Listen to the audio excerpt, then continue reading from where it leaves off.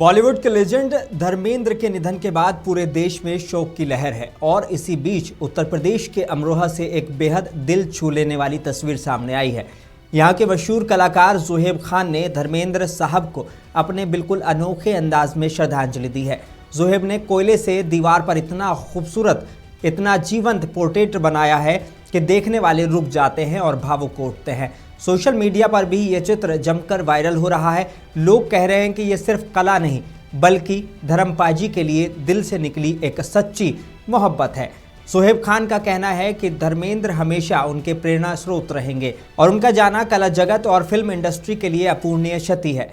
अमरोहा में बने इस कोयले के पोर्ट्रेट को देखने के लिए बड़ी संख्या में लोग पहुंच रहे हैं और इसे एक जीवंत श्रद्धांजलि बताया जा रहा है। धर्मेंद्र का सितारा भले ही बुझ गया हो, लेकिन लोगों के दिलों में उनकी चमक आज भी बरकरार है।